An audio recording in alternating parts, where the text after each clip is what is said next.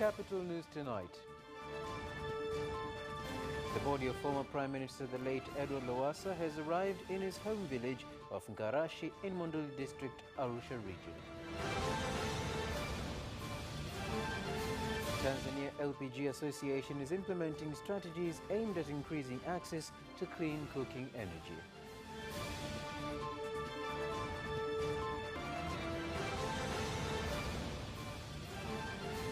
And in sports news, Tanzania Ladies Golf Union in partnership with Mke Family launch Lena PG Tour 2024.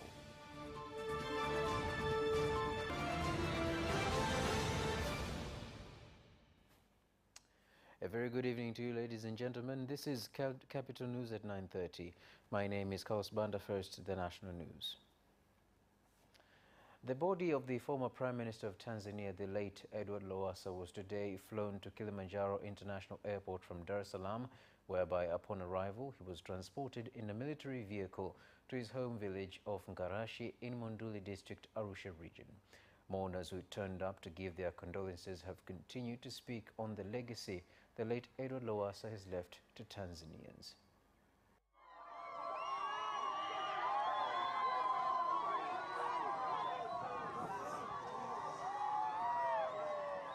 Lowassa alikuwa ni mtu anaweza kukutana na kila mtu wa chini na wa juu.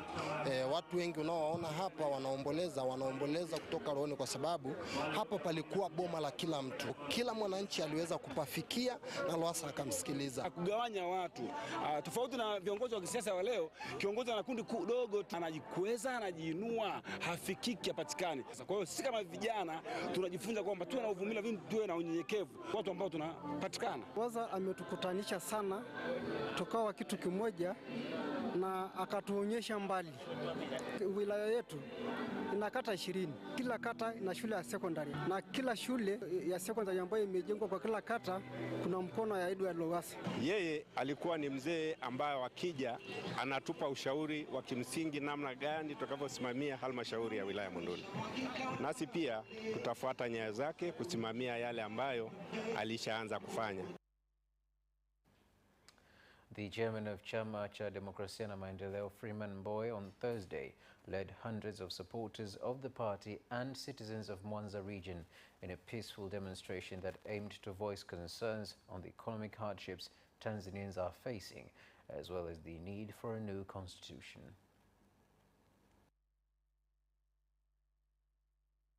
Mnaposikia kelele za Chadema kuhusu tume huru ya uchaguzi, kuhusu sheria za uchaguzi, sheria za vyama vya siasa, yote haya yanalenga kujenga misingi ya kuwa na uongozi kwenye nchi yetu unaopatikana kwa misingi ya kidemokrasia. Tumekijenga chama hiki kwa maumivu makubwa. Wako wengine wametangulia mbele za haki. Adhabu yao ikawa ni kwamba walikuwa wanaipenda na kuitumikia Chadema. Ndio maana ukiangalia hapa watu wengi wamejitokeza. Hawa ni watu wa Mwanza, wamejitokeza kwa wingi. Hii ni ishara. Kwanza wanatuunga mkono, lakini pili wamechoka na matatizo yaliyosababishwa na serikali hii. Nimefurahishwa sana na haya maandamano kwa sababu sisi wanawake tunapata shida na maji. Sukari imepanda, sasa hivi hatuni hata chai. The President of the United Republic of Tanzania, Dr. Samia Suluhu Hassan, has said African countries need transformation that will support low energy emissions and climate change resilient development through bold and collaborative solutions from the public and private sectors. President Dr. Samia Suluhu Hassan made the statement when delivering a keynote address at the official opening of the Oslo 2024 Energy Forum.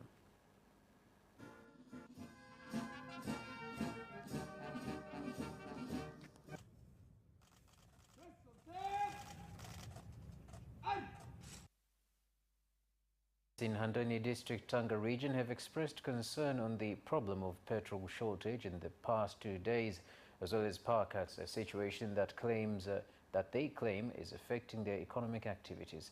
The situation has caused long queues of motorists at the only filling station in the district providing services.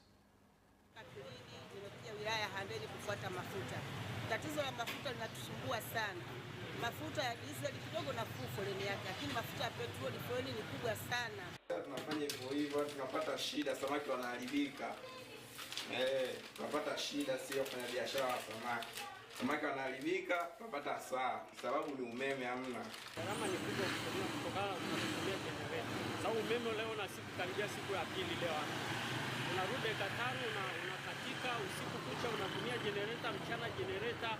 Sangine unakuwa umeme ni mdogo au kizi. Kwa hiyo inabidi uwashe generator. Kwa hiyo unakuwa gharama ni kubwa unatumia generator. Sema hivi Sonyo, nitakupa muda wa kukujibu.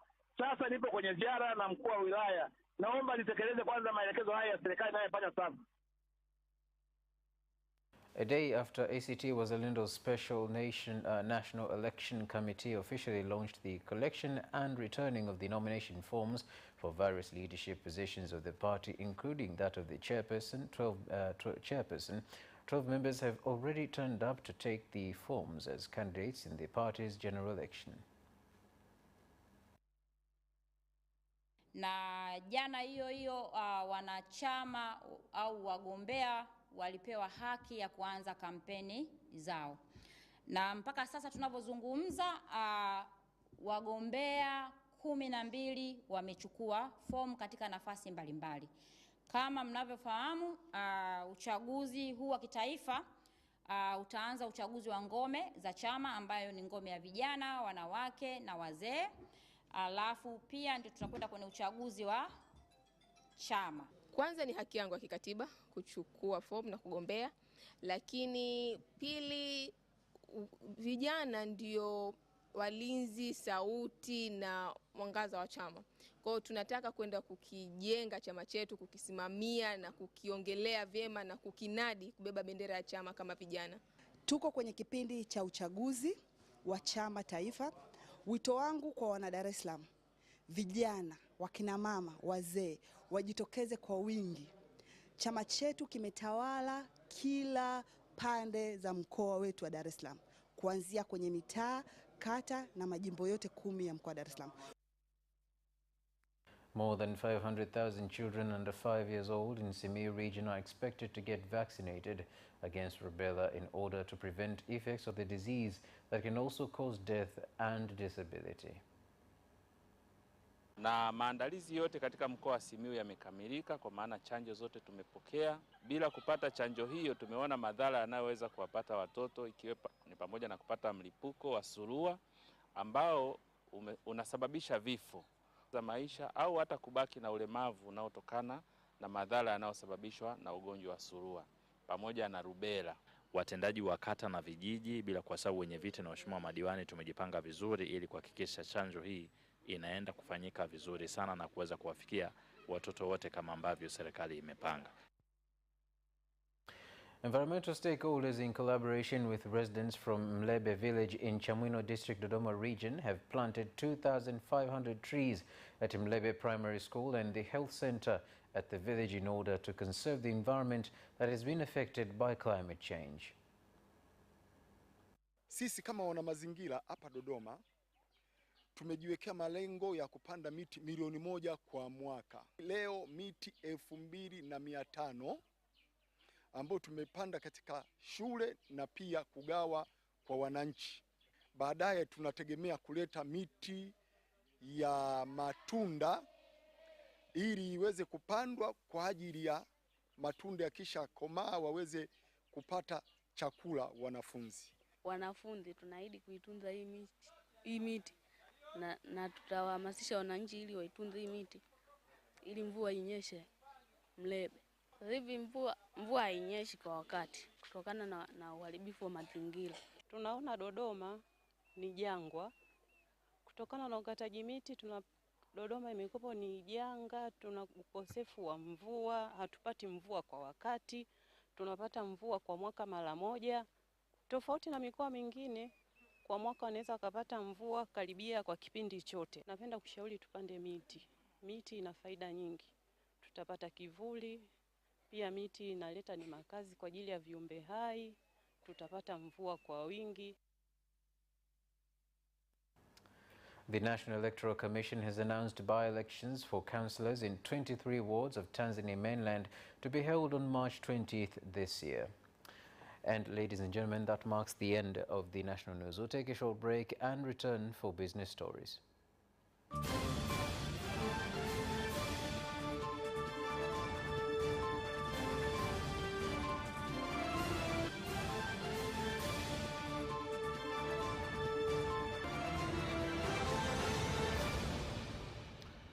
Welcome back, and now business news. Prime Minister Kassim Majaliwa has called on government leaders, the private sector and development stakeholders to come up with a joint strategy for construction of the ICT infrastructure, as well as prepare empowerment programs for youths so as to address the problem of youth unemployment. Kwa wadau wa sekta binafsi, tumieni majukwaa kama haya au jukwaa kama hili la leo la Future Ready Summit pamoja na kuandaa programu za kuwawezesha vijana hususani wa kike ili nao waweze kushiriki katika uchangiaji wa uchumi wa taifa letu. Na tumekubaliana na wadau, tuna nguzo, we have pillars to our communication services. Pillar namba 1 ni availability ya huduma. Tuzipeleke regardless uko wapi, the services have to be available. The Liquid Petroleum Gas LPG Association has said that their priority focus is to ensure Tanzanians have access to clean cooking energy, as well as to provide education to consumers on LPG so as to stop the use of unfriendly sources of energy that are causing destruction on the environment. We are surrounded by illegal fillers. So illegal filling is a real cancer potentially to this industry. And why is it so? Because illegal fillers are by definition a source and a generation of malpractices, very unsafe, source of accidents. Takwimu ambazo ninazo mpaka mwezi wa 12 tuna leseni za makampuni 11 ambayo ni ya jumla. Tuna leseni 101 kwa wale ambao wanasambaza, na tuna zaidi ya leseni 2000 kwa wale wanaouza rejareja. Kwa hiyo ni soko ambalo linakuwa na kama alivyoongea mkurugenzi mtendaji, tunaliangalia kwa karibu, kwa sababu licha ya kwamba linatusaidia kupata nishati safi, isiposimamiwa vizuri katika masuala ya ubora na katika masuala ya usalama, inaweza ikaleta madhara makubwa kwa wananchi. The government of Japan, through its International Cooperation Agency JICA, has said that it will continue to support youths engaging in innovative business projects so as to enable them to grow economically.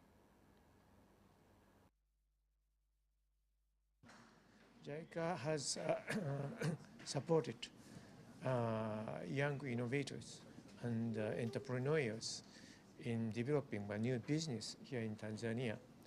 And Tanzania is a country with a lot of young, promising students, and also the possible potential business entrepreneurs. And Japan has also experienced very rapid economic development after the World War II, and in particular in 1960, 70, 80, we have experienced economic development and industrial development is one of the key issues in Tanzania. And when we see the current situation, one way is that to enhance activity of the startups. So therefore, we decide to conduct this kind of a program since 2020. And the other point is that this year's, there are the two characters of this year's our activities. One is that we are focusing on the women's partnership, women's entrepreneurships, because how to enhance women ambapo tumepata kujengewa uwezo, na kupitia programu hiyo tumeweza kuboresha bidhaa yetu, mkakati wetu, mkakati wa kutafuta wateja, mkakati wa kuingia kwenye ubia na kampuni zingine na kuboresha tunachokifanya. Kupitia program hii ina maana imetusaidia product iweze kuwafikia Watanzania wengi zaidi, kuwasaidia hasa wanafunzi, wakina mama kujenga tabia ya kuweka akiba, tabia ya kuwekeza. And that marks the end of the business news. We'll take a short break and return for sports.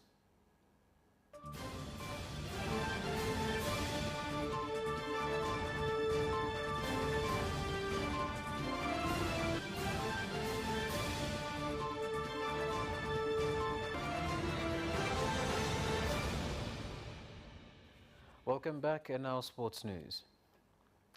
Simba have continued with their woes in scoring after defeating JKT Tanzania by 1-0.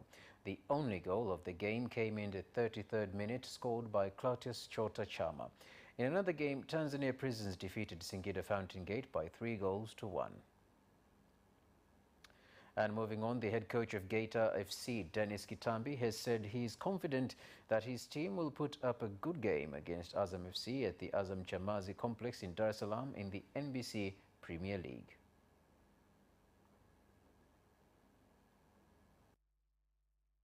Maandalizi yetu yanalenga katika yale madhaifu ambayo yalijitokeza katika mchezo wetu dhidi ya Simba. Sasa hususan kwenye swala zima la umiliki hafifu wa mpira. Kwa hiyo hicho ni kitu ambacho nafikiri katika hizo siku mbili ndio tutalenga kukifanyia kazi zaidi kuliko kumwangalia mpinzani wetu Azam. Tanzania Ladies Golf Union, in association with Inkia Family, has launched the Lena PG Tour 2024, scheduled to take place in the early March in different parts of the country to commemorate the life of former golf player Lena Nkia. Mashindano ni kwa ajili ya kumhonor au kumwenzi mama yetu, Mama Lena Nkia. Ni mama, ni rafiki wa wengi, ni dada na ni mke, ni bibi, na alikuwa ni mcheza gofu mahiri hapa Tanzania. Amebeba bendera ya Tanzania, amekuwa kwenye vitengo mbalimbali vya Tanzania Ladies Golf Union, na tunategemea atakuwa ni mashindano endelevu. Yameanza mwaka huu, lakini tunaamini kwa jinsi miaka inavyozidi kwenda yatazidi kuwa makubwa zaidi, probably tuta-involve klabu nyingi zaidi. Kwa hiyo nichukue nafasi hii kualika wachezaji wote wa golf. And that marks the end of our news bulletin for tonight. Thank you so much for watching, and good night.